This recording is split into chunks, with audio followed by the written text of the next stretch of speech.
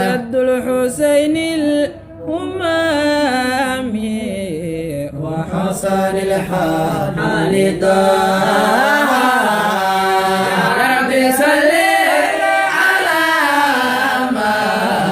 حزر فخرا masjid uraxmaan oo ku yaal xaafadda alcadaala ee degmada hiliwaa ayaa lagu qabtay qadinka tafsiirka qur'aanka kariimka oo ka socda masjidka in ka badan 2 sano waxaana xafladda ka soo qayb galay sheekh abuubakar xasan maalin iyo sheekh cabdiraxmaan maxamed maxamuud ka magac dheer sheekh cabdiraxmaan dheere iyo qaar ka mid a culummo kale oo ku kala yimid qaar ka mid a 17 degmo ee gobolka banaadir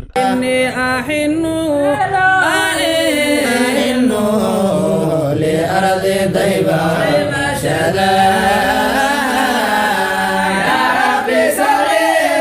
على ما حزر فخرا وجاه ugu horreyn xafladda waxaa ku dahafuray kalaamka alleh macalin cabdixakiin macalin maxamed oo ka mid a macallimiinta wax ka dhiga mid ka mid a dugsiyada qur'aanka kariimka wuxuuna ka mid ahaa macallimiintii ka faa'iidaystay 2 sano oo uu socday tafsiirka أعوذ بالله من الشيطان الرجيم بسم الله الرحمن الرحيم حميم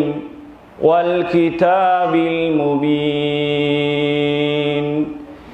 إنا أنزلناه في ليلة مباركة إنا كنا منذرين sidoo kale koobta waxaa salawaad lagu ammaanaya xabiibkeena maxamed naxariis iyo nabadgelyo korkiisa ahaade ka qaaday sheekh cabdilxakiin maxamuud cali يا ربي صل على من يا ربي صل على من يا ربي صل على من حاز الفخر وجاها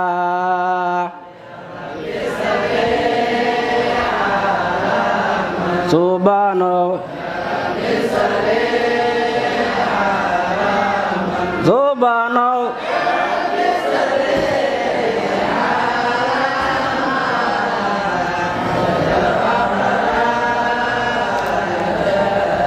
ugu horreyn waxaa koobta ka hadlay sheekh abuubakar xasan maalin wuxuuna ka sheekeeyey ahamiyadda ay leedahay barashada qur'aanka kariimka لا يعطي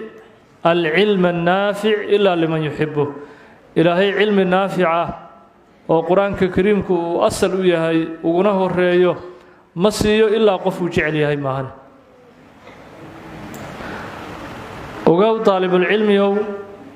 هدي إلهي سبحانه وتعالى قلبي وكحره دين قلبي وكحره وقلبي إلهي وكحره برشد علمي نافعة قرآن كريم كمعاني ديسي iyo funuunta cilmigu uu ka kooban yahay guud ahaanba hadduu ilaahay kugu xiro oo halkaa ilaahay subxaanahu wa tacaala rabitaankaagii uu dhigo waxaad ogaataa sharaf adduunya iyo mid aakhiraba adigaa haysta sababtoo ah dadka hawaayaadkoodu iyo meelaha ay dadku ay danayaan ay jecel yihiin way kala duwan yihiin qofaa munkar la jeclaysiiyey oo inuu maaragtaahay munkarka iyo xumaatada uu ka qayb galo mooyee isu arkayo qof ooman inuu yahay balaayadaas inuu dabaasho mooyee isu arkayo qof ooman inuu yahay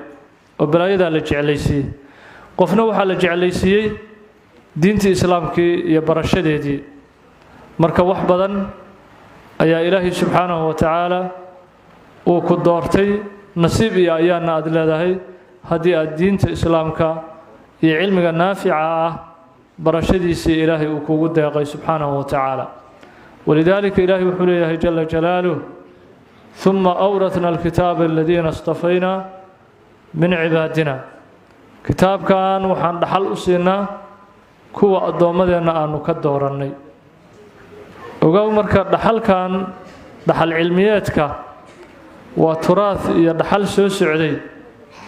sheekh cabdulfataax oo ah shiikha 2 sano halkan ka waday tafsiirka qur'aanka kariimka ayaa aad uga mahad celiyey sheekh abubakar xasan maalin iyo dhammaan ka soo qaybgalayaasha xafladda. waxaan u mahad celinayaa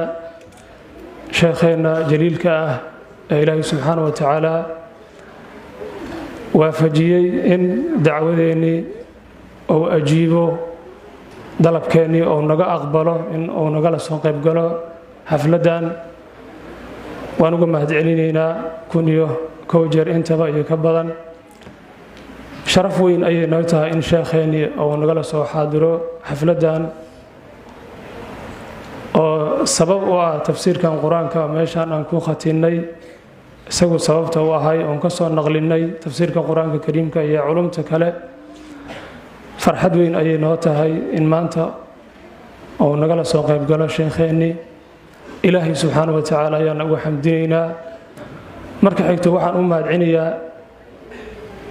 culummada iyo mashaa'ikhda sharafta leh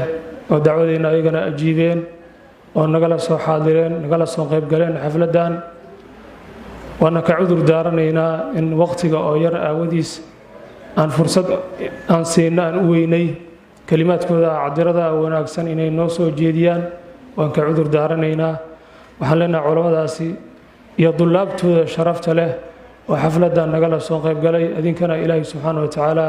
axsan aljaza ilaahay ha idinku abaalmariyo. sidoo kale waxaa goobta ka hadlay qaar ka mid a ardaydii ka faa'iidaystay tafsiirka qur'aanka kariimka waxayna aad uga mahad celiyeen sheekh cabdifataax oo ah shiikha halkan uga faa'iideeyey 2 sano ee lasoo dhaafay tafsiirka qur'aanka kariimka. ilaahay subxaanahu wa tacaala ayaan uga mahad celinaynaa xafladdan qiimaha badan ee aan ku khatimaynay kitaabkii ilaahay subxaanahu wa tacaala tafsiirkiisii. waxaan aad iyo aad ugu mahad celinaynaa allah subxaanahu wa tacaala mahaddiisa ka bacdi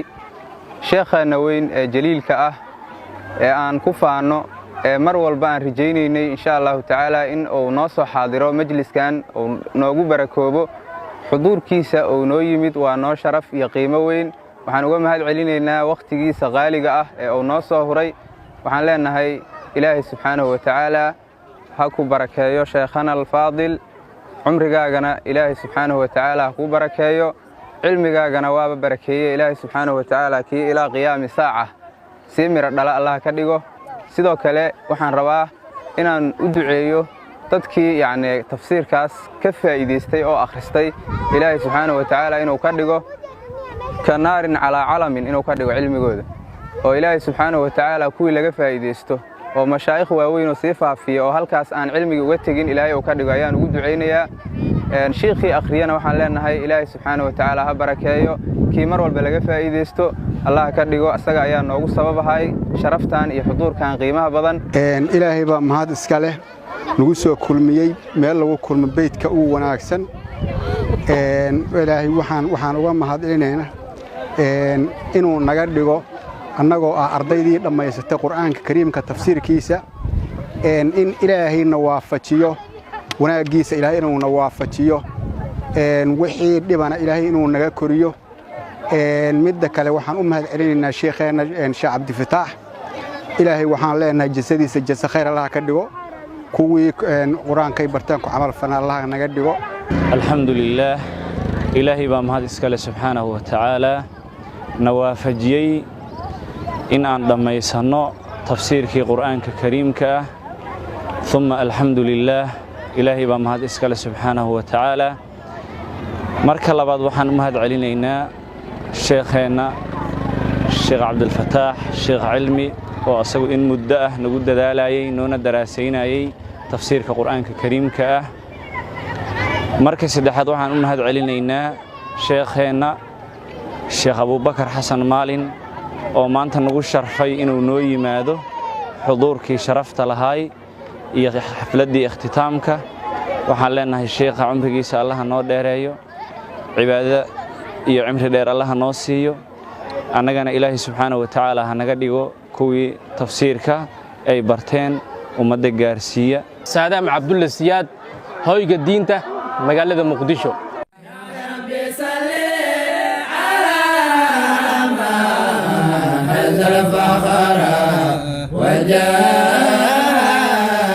جد الحسين بلسان الحال حال